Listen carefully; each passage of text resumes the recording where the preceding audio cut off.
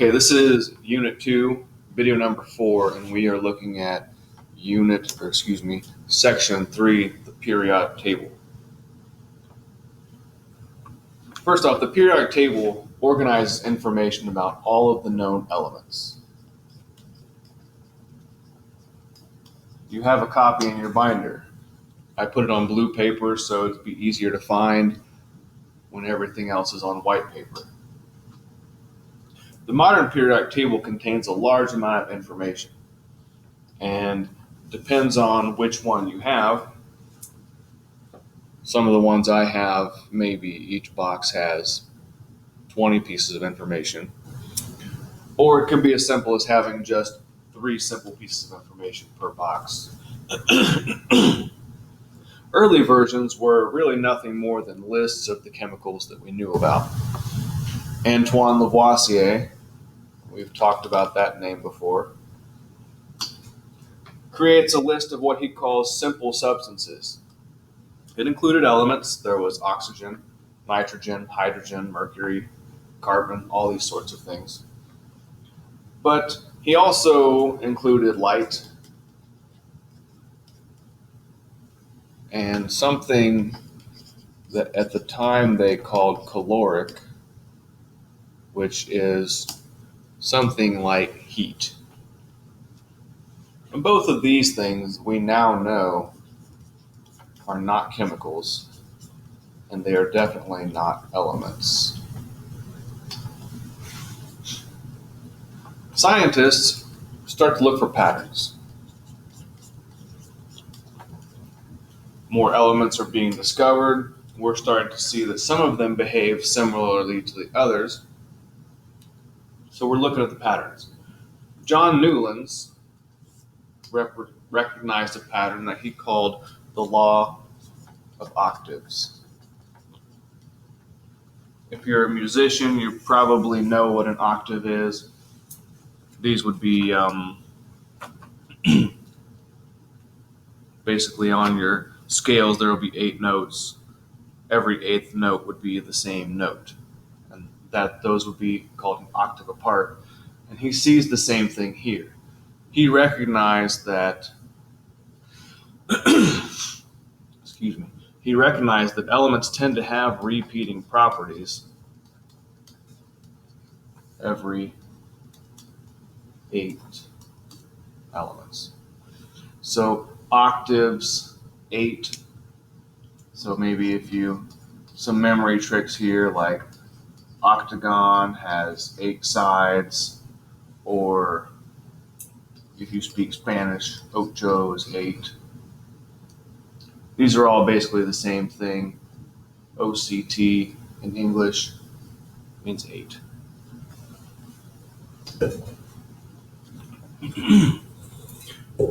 A major breakthrough comes from a Russian chemist by the name of Dmitry Mendeleev. And we're talking about around the time of the 1860s. So while America is in the Civil War and starting Reconstruction, Mendeleev is doing his chemistry thing in Russia. He created a list of every known element, and then he arranged it by increasing atomic mass.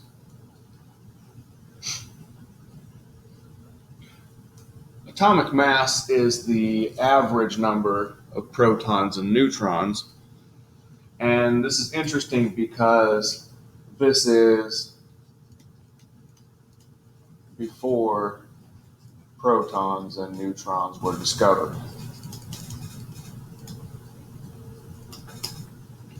So atomic mass is the best he can do. You don't have to exactly know about protons and neutrons to use atomic mass. This is how they were using it before they discovered these things.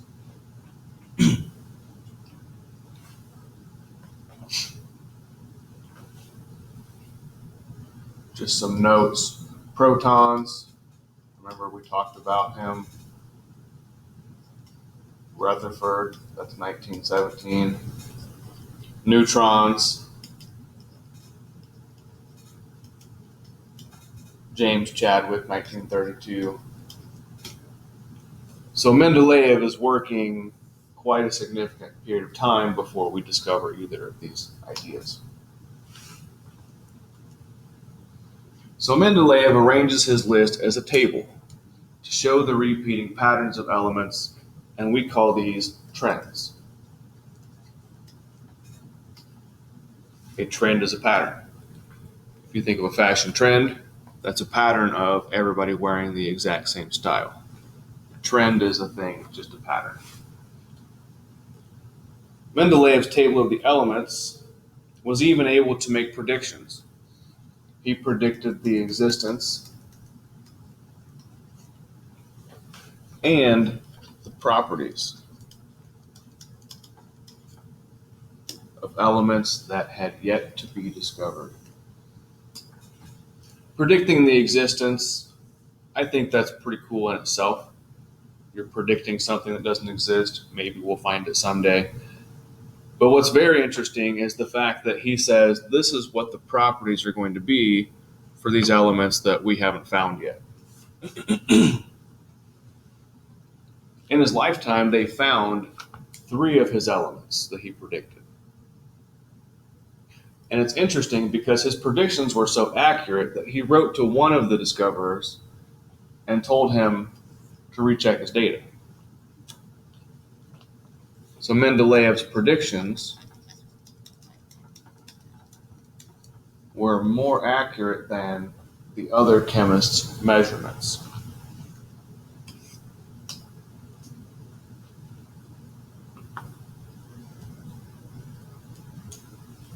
Even with the great accuracy of Mendeleev's table, he still had some inconsistencies and he couldn't explain them. A few of the elements did not follow his trends. And this is going to drive a scientist crazy trying to figure out why some elements don't fit the pattern when so many do. We end up solving the problem. Henry Moseley, or you might hear his name called Harry Moseley.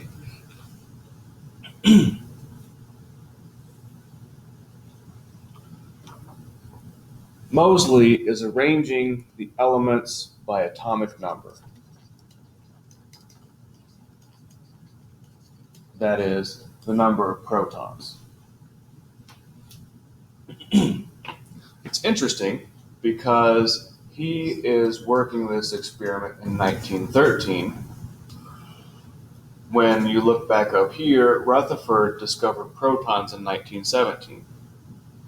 Now they're working approximately at the same time. Somehow Moseley is figuring out to arrange them by atomic number. And so what it is, Moseley is using data that is representing the atomic number, but he doesn't know it's protons. While Rutherford is working on protons, and then eventually we come together later and figure out what's going on. So Moseley makes this atomic number and starts arranging the elements by this number. And so he arranges them by protons, eliminates the inconsistencies, and predicts the existence of even more undiscovered elements. When the periodic table is arranged by atomic number, we see something emerge. It's a scientific law, and we call it the periodic law, which states that when elements are arranged by increasing atomic number, the properties repeat periodically, which means at regularly occurring intervals.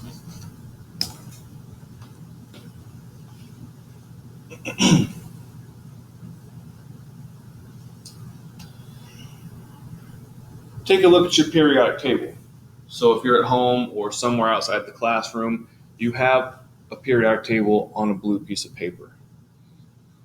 Every element has a unique place on this periodic table. Every element has a box. It contains information about its identity, and its characteristics.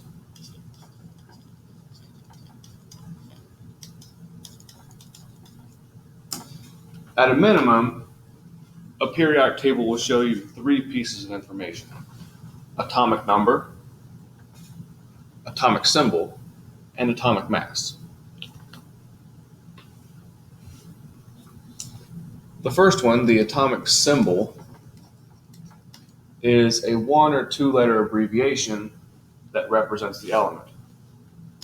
So you're looking at your periodic table. Look towards the top right of the periodic table. You'll see one that says O. O represents oxygen. Just to the left, you'll see C, which is carbon. In between them, you'll see N for nitrogen.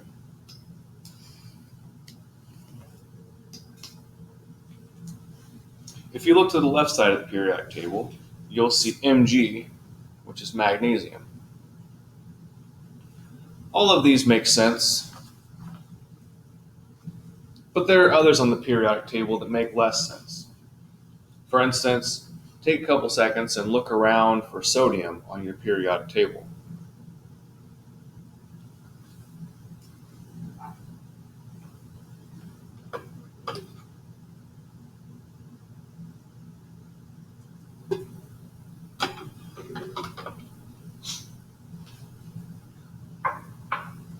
You may have found it, you may have not found it. The symbol for sodium is capital N, lowercase a. There are a lot of elements that start with S on the periodic table. So you probably looked to the right side because you saw an S, you saw an Si, you saw an Se, you saw an Sn. Looking around, I see an Sr, an Sm. There's a lot of elements that have symbols that begin with S.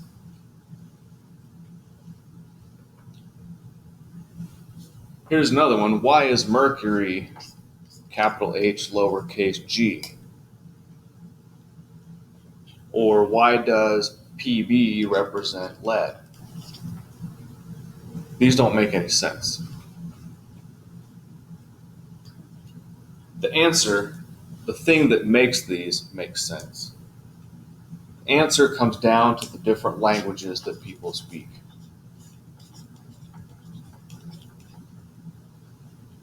A lot of chemicals were discovered by people who just didn't speak English. Other element names come from Latin or from Greek.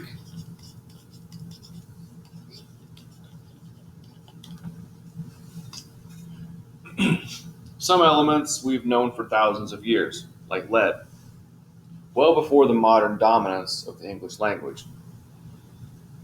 English has been around for a significant amount of time.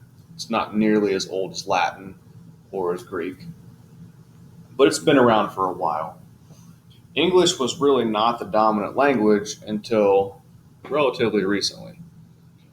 There were a lot of countries that spoke English because of England's tendency to make colonies, and so English spread. But English wasn't really the dominant language of the entire world until about the end of World War II. Even in science, it was only about 50 years ago that scientists were really okay with the English language being the primary language of science. From the time of the Roman Empire until the early to mid 1900s, if you were a scientist or a doctor or anything like that, it was Latin. Latin was the dominant language. It was not English.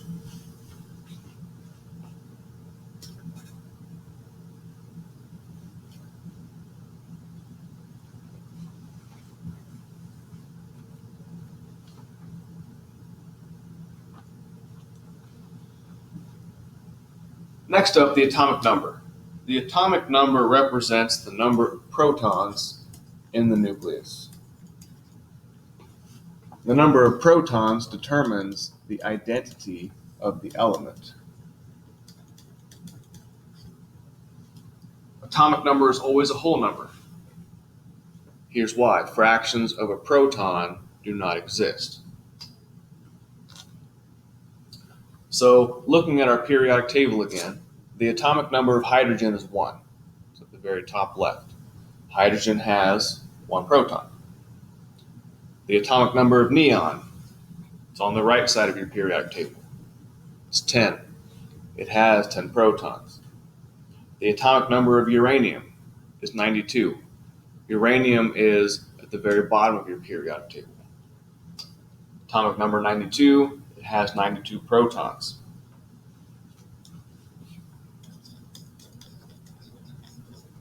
We're going to make a small table here. There's element,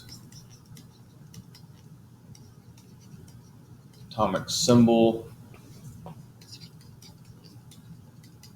atomic number, and number of protons.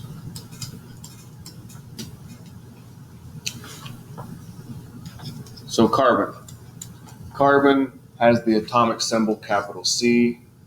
It has an atomic number of 6.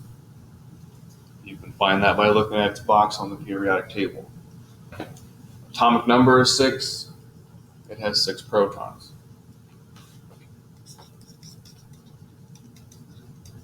Aluminum. The atomic symbol is capital A, lowercase l. It's at the top of your periodic table, kind of towards the middle. Its atomic number is 13, which means that it has 13 protons.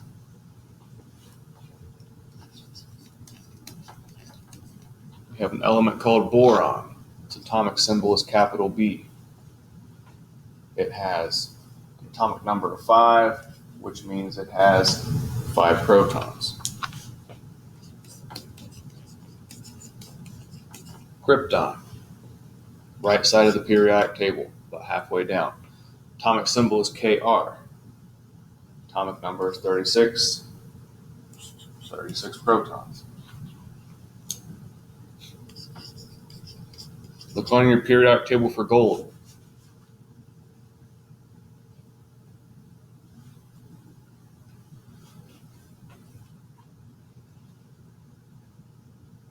Gold is one of the elements that uses the symbol from the Latin word.